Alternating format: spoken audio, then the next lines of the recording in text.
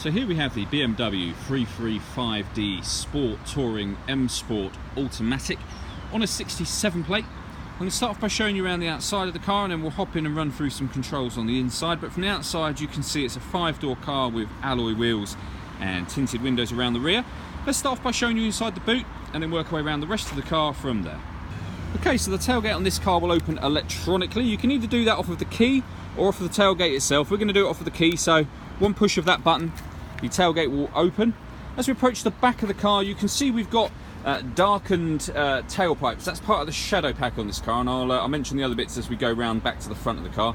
We have reversing sensors, and as you can see, plenty of boot space, along with 3 individually folding rear seats as well. So I mentioned just a moment ago about the Shadow Edition. Part of the Shadow Edition pack means that we have darkened rear lights, darkened headlights, and also a darkened or black front grille area as well.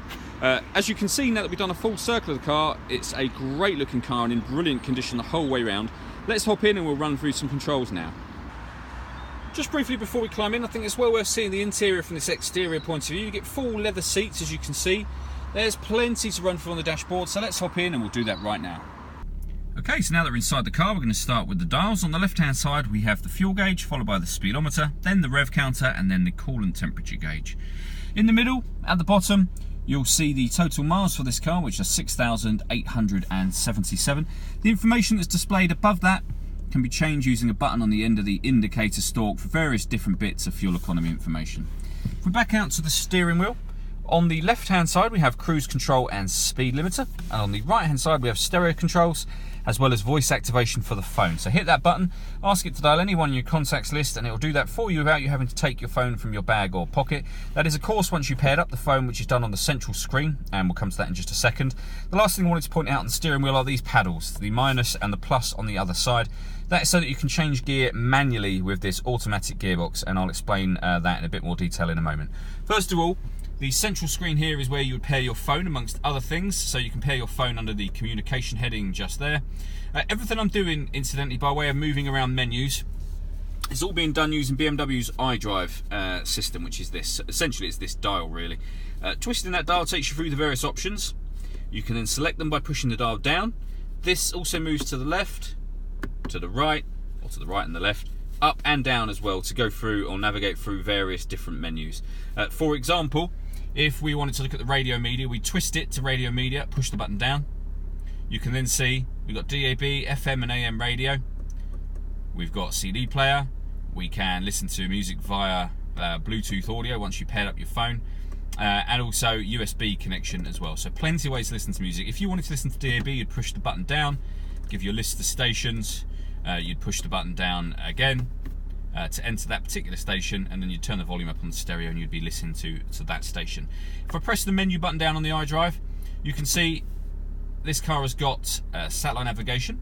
There's a full video showing how this works on our website and on our Facebook page. It's well worth checking those out. But this is the professional nav, which means it's got the extra wide screen. Just so you know how the dial works in a bit more detail, if you wanted to access that panel down to the left, that's where you would jog that little dial over to the left to access that particular menu. Working our way down from there, we've got the CD player and then dual zone climate control. So you can adjust the temperature independently on the right and left hand sides of the car. Fan speed, up and down from the middle here. Once you're happy with those settings, you can turn the air conditioning on, or you can hit auto and the car will maintain those temperatures for you by taking control of the fan speed itself, which you can override simply by pressing the auto button again. This car's also got heated driver and passenger seats as well.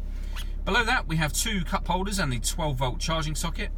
The fully automatic gearbox, I mentioned the manual mode in this gearbox, so we're in drive at the moment. That puts it in manual. We can go up or down a gear from here, or we can use the paddles that I showed you a moment ago on the steering wheel. Very easy to use.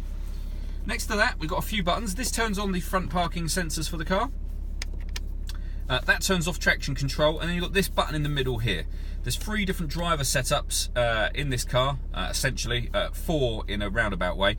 We're in the middle one at the moment, which is comfort. If I press that button, I put the car into sport, as you can see just there.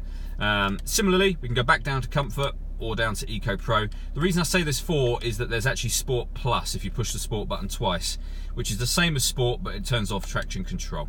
What it will do is it changes the sensitivity of the accelerator pedal and the firmness of the steering, just makes the car feel a bit different to drive. It really does make a massive difference.